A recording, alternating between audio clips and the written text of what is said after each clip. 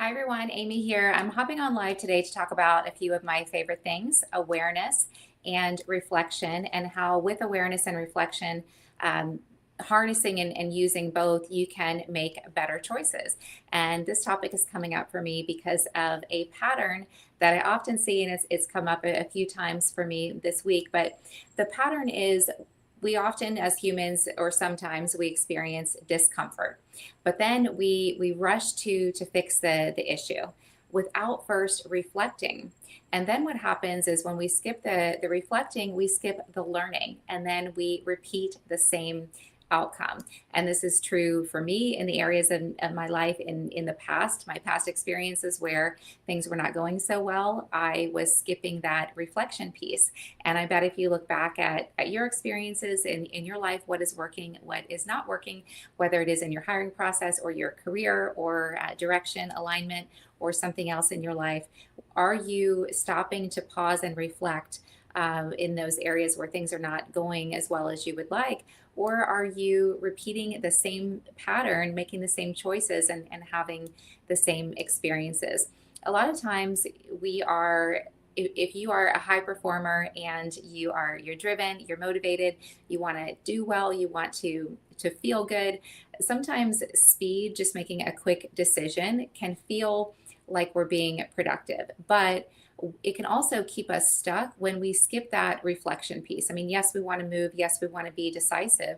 But if there's a certain area in your hiring process, in your career, in your life that keeps giving you a challenge, you want to take some time to pause and reflect so that you can create greater awareness around the situation. And so that speed and rushing to fix the challenge doesn't end up keeping you stuck and just repeating the same process.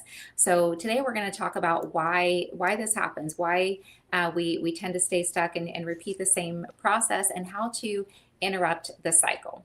All right, so it's more of a it is a framework, but it's also uh, just like almost like a personality trait that you can grow and expand, and a habit. That's the word that I'm looking for.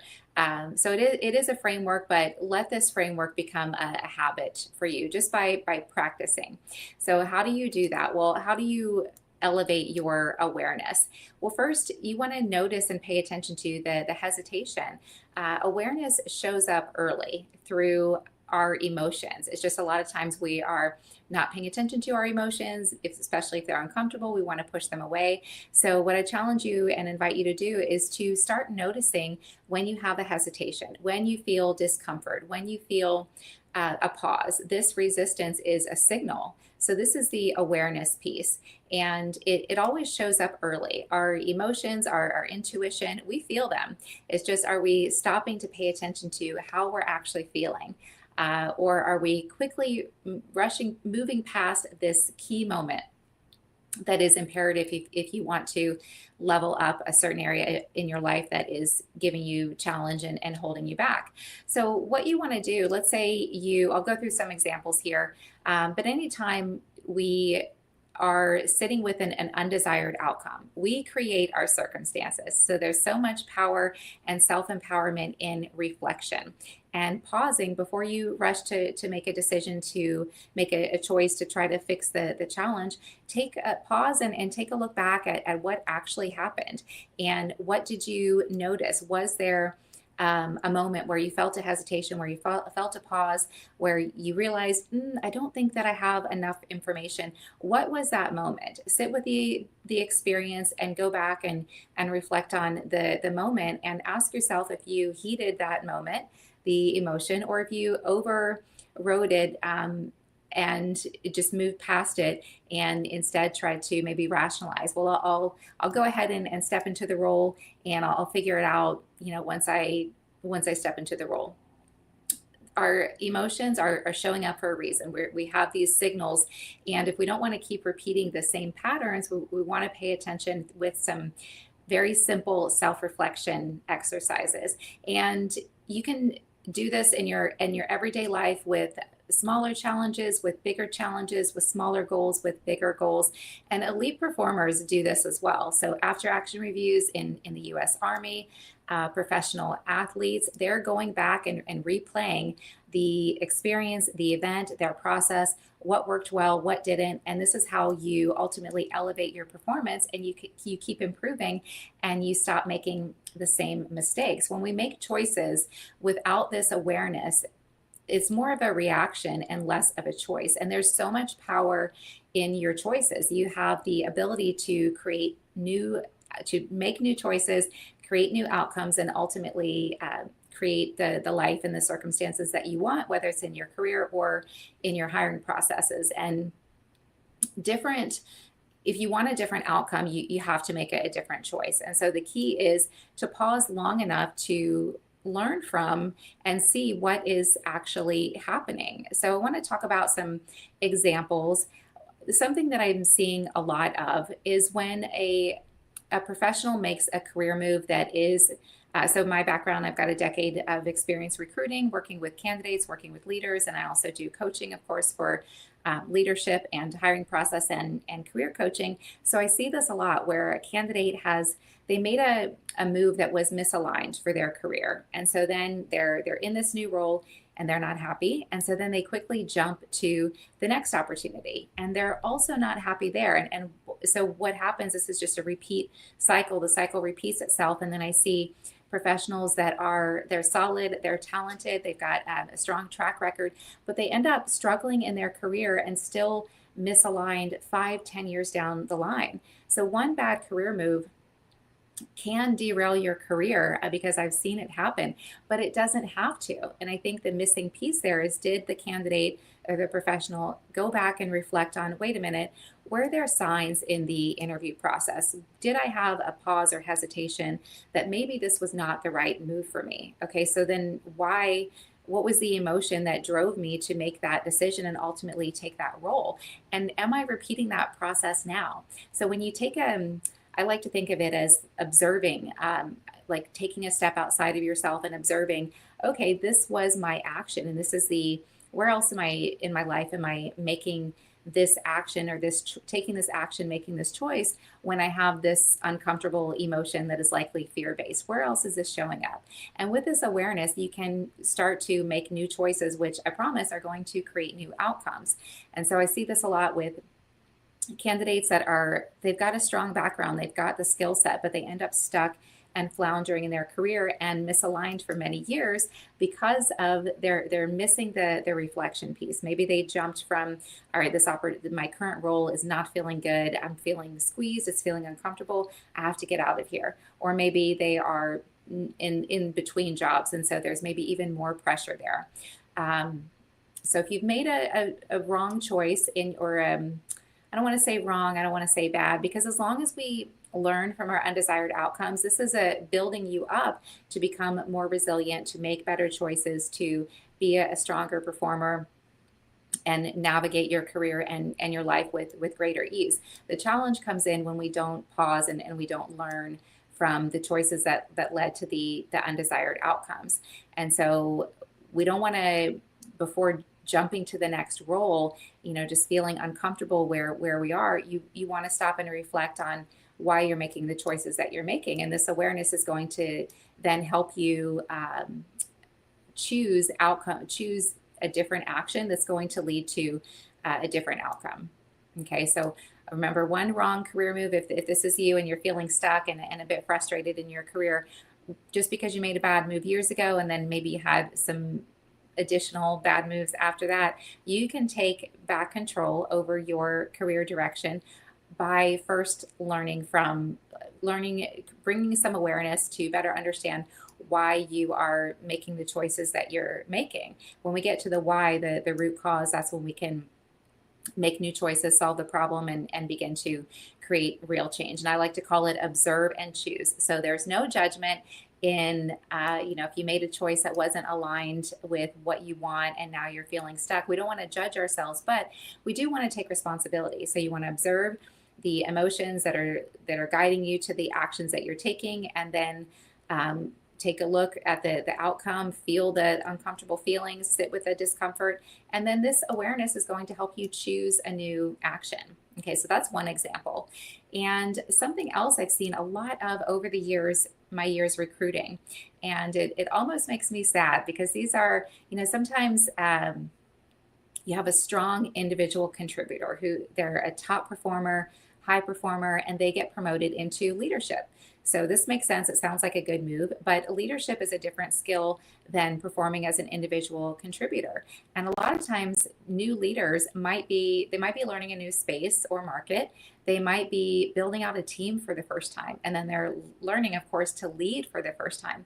This is a lot of pressure, and I often see strong individual contributors get promoted into leadership, and they're not supported with training, with mentorship, with coaching, with maybe partnering with somebody within their organization or a hiring coach that can help support them and guide them in leading the ideal interview process and hiring process. So this is a tremendous amount of pressure. Any of these initiatives alone, for the first time, leading, hiring, building out a team, and or learning a new space. That's enough pressure, just one of those on their own. But then you put that all together, and it often ends up being a recipe for failure. And so what I've seen happen a lot is when the promotion doesn't work out, then the individual's moved out of that leadership role. Maybe they're ultimately moved out of the organization. I see this a lot too, when somebody gets promoted and they're not quite yet ready for leadership, or they aren't properly supported and or trained, then when they step back down outside of their leadership back to an individual contributor, probably doesn't feel very good, and maybe it no longer feels like a right fit. And so then they're looking for a new organization. And then sometimes I see these individuals stuck in their career for many years after that. And so, this can lead to, without that pause and reflection on, okay, as from the leader that got promoted, what decisions did I make? What signals was I missing? Yes, I was excited for the additional responsibility. Yes, I wanted to get promoted into leadership, but was there something within me where I felt like, I'm not quite sure that I'm equipped, that I'm set up for success here. I feel like I need some help. So you want to pause and reflect. If this is you and you've had this experience, don't beat yourself up. You're a strong performer. You got promoted for a reason. You've got skill, you've got talent. And if you want to make better choices and get back on track with a role and an organization that feels aligned, you want to pause and reflect on, okay, what went wrong here? Where did I miss something? And what can I do better next time?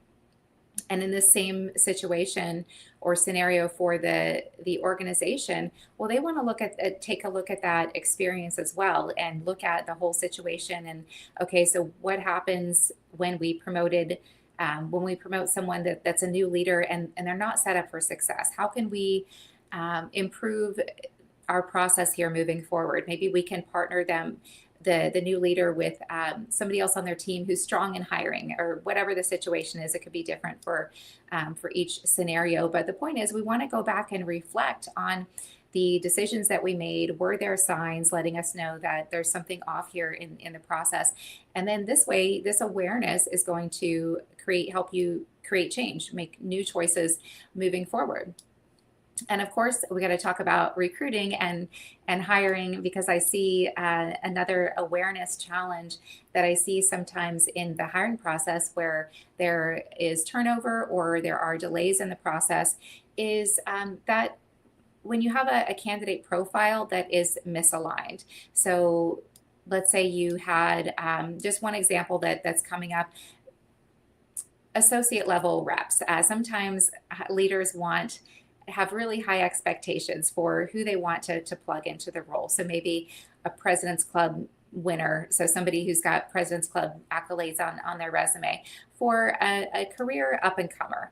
Well, this is for if they're not going, if a candidate has these type of accolades on their resume, they've already proven themselves. They likely are a driver. They want to see movement in their career. They want to see momentum. They're going to want to get promoted quickly. And so you want to take a look at, does the role offer this? And if the role doesn't offer what the candidate is ultimately looking for, so you as a leader maybe want a President's Club winner, but that President's Club winning up and career up and comer, they want to get promoted quickly. So if your role doesn't offer that, this is going to lead to either turnover if somebody does step into the role and then a year later the company's timeline and the candidate's timeline is not matching up, well, then they're likely to start pursuing opportunities where they can move into the role that's ideal for them with another organization.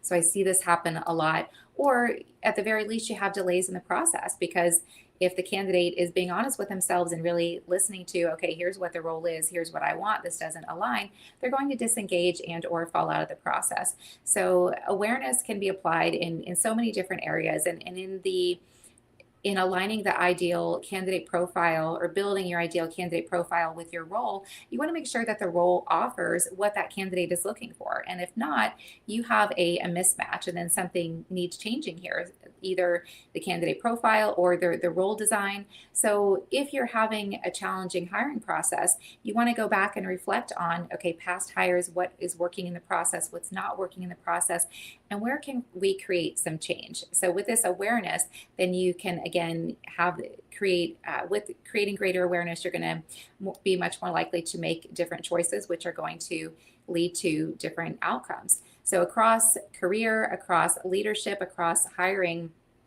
awareness, it's there. It's showing up through our emotions. But are we stopping and pausing and reflecting, or are we skipping the opportunity to learn? And then the same challenge is going to continue repeating itself. So this awareness, how you're feeling, what the end result is, what's happening in the situation, looking back at, okay, what was the situation, and were there signs, and what drove me to make this decision?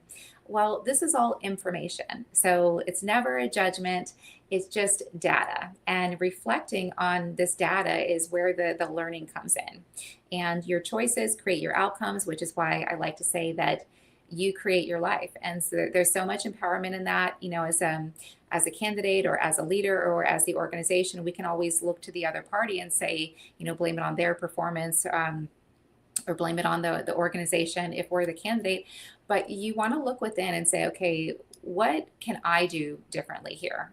What was my role in this undesired outcome? And that clarity, that's what is going to lead you to make better choices moving forward.